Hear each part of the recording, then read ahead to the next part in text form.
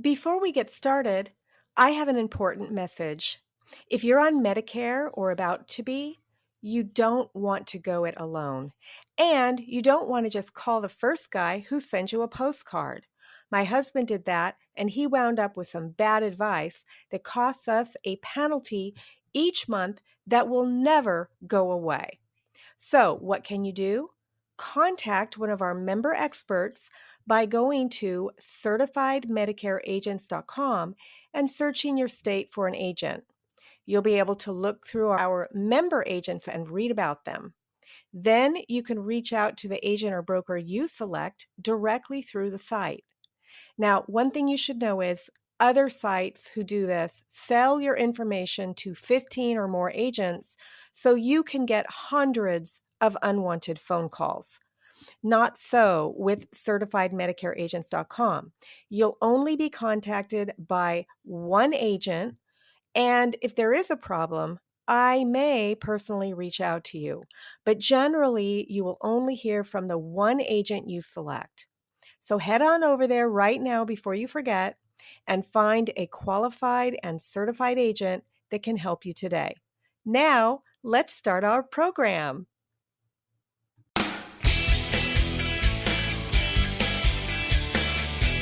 Welcome back to the Rock Your Retirement Show. I'm your host, Kathy Klein, and today we are continuing our retirement story with Betsy.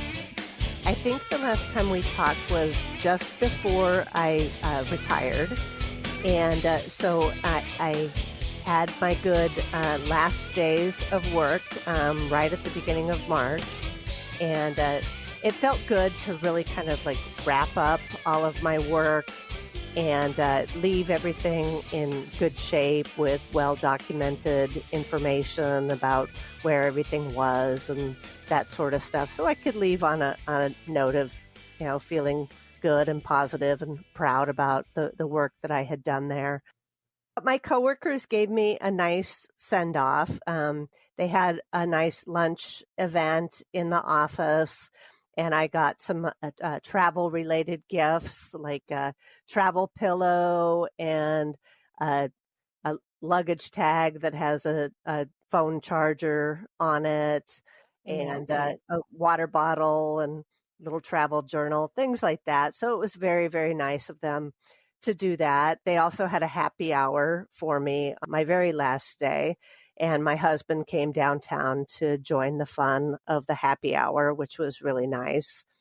I think the only thing my friend didn't do was climb up to the very top of the sand dunes, which I did that in the Sahara. I did a quick Google search to see what it might cost to go to Morocco, and I was very surprised. This could be an affordable trip if you wanted to go. Currently, you can get flights from the East Coast for under $2,000. And as far as hotels, well, that's all over the place. I saw hotels for as little as $47 per night. But if you want to stay at the Sofitel Marrakesh Lounge and Spa, it will set you back at $556 per night. Also, it appears as though it's fairly safe aside from the petty theft that you'll get in any large city.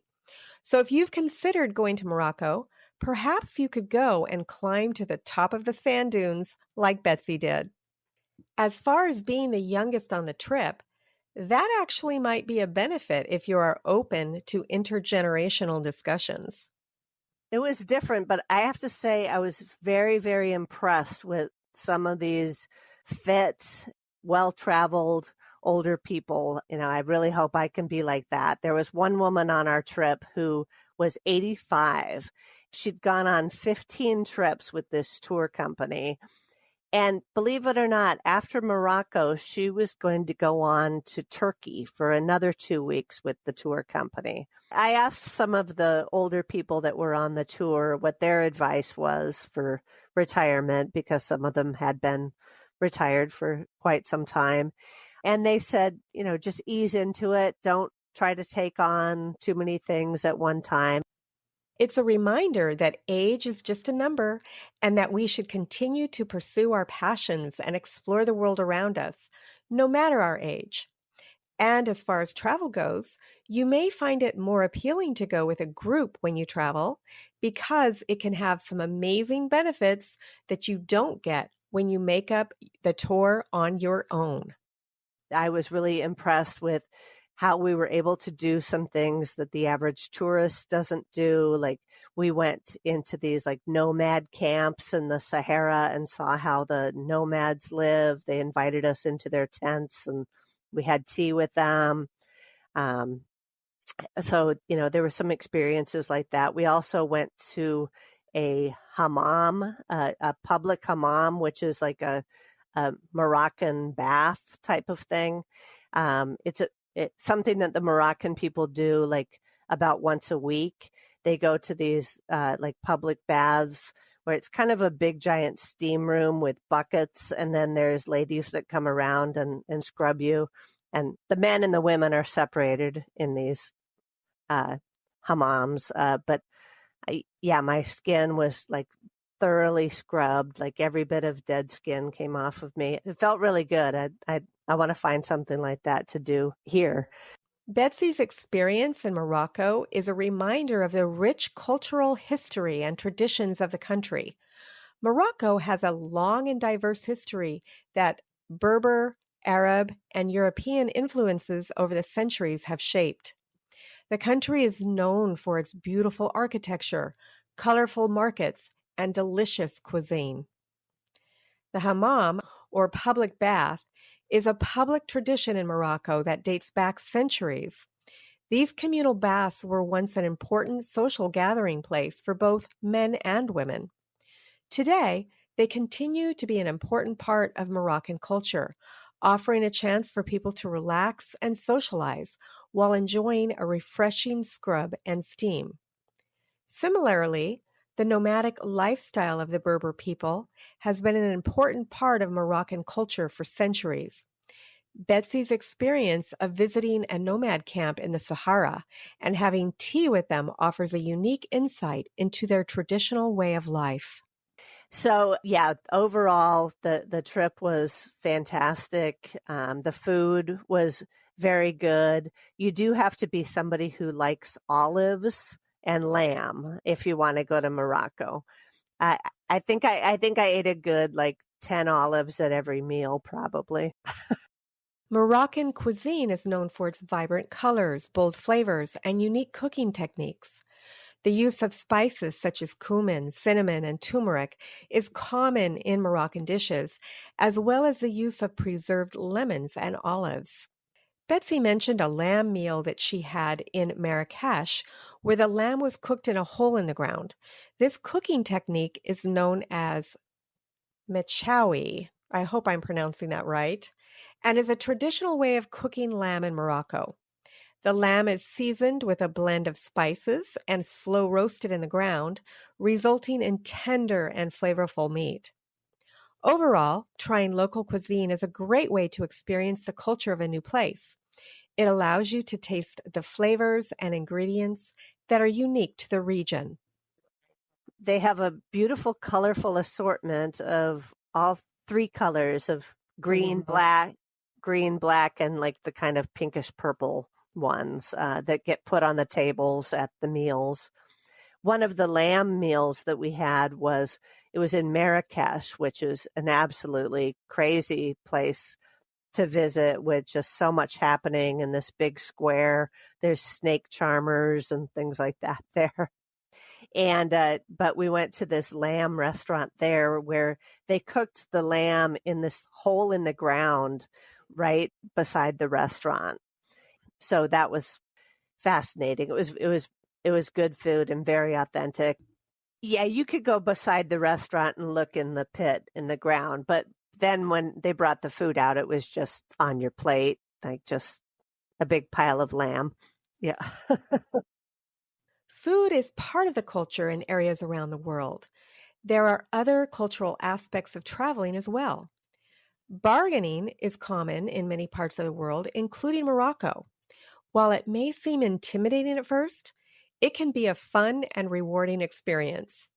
Betsy shares her experience of this immersive activity. And I also enjoyed actually the bargaining with the shopkeepers. It's like kind of a unique experience to buy something. I bought a pair of earrings in Marrakesh, and I was kind of just wandering around the shops on my own that day. And so I went into this shop, and I was the only one in there. And the shopkeeper said, I'm not pushy like some of the other shopkeepers. He spoke pretty good English, and he said, just take your time and look at everything. And so then I found a pair of earrings that I liked, and then he said a price that was kind of ridiculously high, and then I said kind of a ridiculously low price.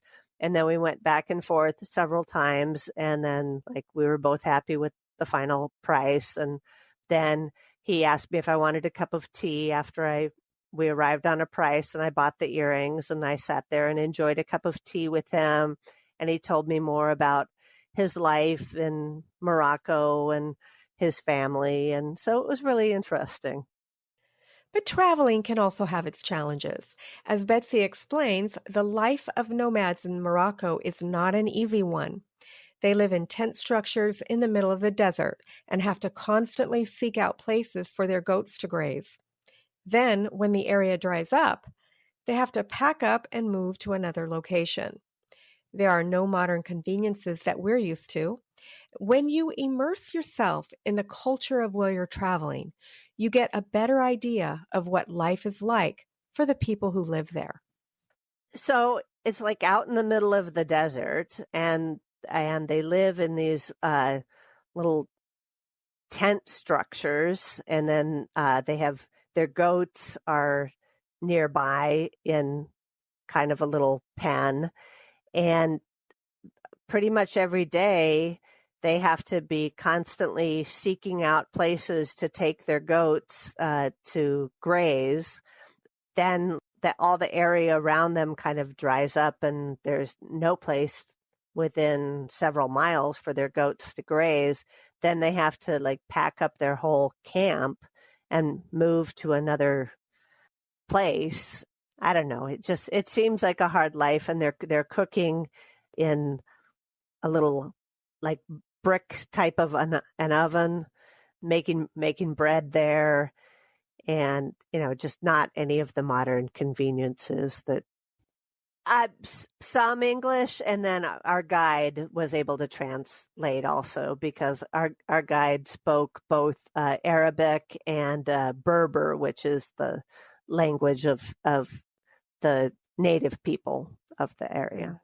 It was interesting hearing the call to prayer every day, like 5 times a day, and learning more about the Muslim religion, which is practiced there. I don't know if it was really a surprise. I guess it was a pleasant surprise at just how friendly all of the people were, and all of like the kids especially were like they were wanting to practice their English with Americans, and there were some kids that were kind of like dancing around when we walked up, and they were just really cute. And I don't know, the people seemed very happy. Everyone we met seemed, maybe they just know to like count their blessings a little bit more and take time to be grateful for what they have and to smell the roses than people who might have more. A really good book that I read a while back was called The Geography of Bliss. I don't know if you've read that, but it's about this man who travels all around the world into different countries to learn like where the happiest people are. And it's really an interesting book. The book Betsy mentioned is called The Geography of Bliss. It is a book written by Eric Weiner, where he travels to different countries around the world in search of the happiest place on earth. It's currently listed on Amazon for about $10. I recommend going to Morocco if it's not on your list yet. Maybe consider adding it, especially if you like to eat olives. It's a beautiful country, and with really friendly people. And there's like a lot of variety in what you see there, from the Sahara Desert to the Atlas Mountains, to the fascinating cities. Like on the beach, yeah, there was a camel sitting there and a surfboard like right next to the camel. It's kind of funny. They did have camel rides on the beach. Yeah, you could take a camel ride on the beach if you wanted to. For many of us, we need a vacation after our vacation. Traveling can be either a leisurely activity where you're just hanging out by the pool, or you can have a jam packed schedule. For myself, I usually leave at least one day of what I call buffer days so that I can get back into the swing of things when I return home.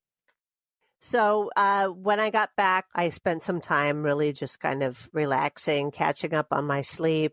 So yeah, so then I did just need a little bit of time just to like get feeling better again. And now I feel like I am starting to get into a little more of what day-to-day retirement could look like. Just relax for a little while longer and just enjoy getting out and going for walks and things like that. I signed up for a water exercise class. I used to take a water exercise class that was in the evenings, but now I decided to try the water class that's in the middle of the afternoon on Tuesdays. And it's actually free if you're over 60, which I have had my 60th birthday, so I am over 60 now. So that's something for people who are retired who live in bigger cities to consider, like looking into their park districts, because there's a lot of great classes offered through park districts that you can take that are free for 60 and over. So I'm looking forward to taking advantage of that. One good thing about retiring is that you can take classes in the middle of the day. You don't have to get up early to take an exercise class before work.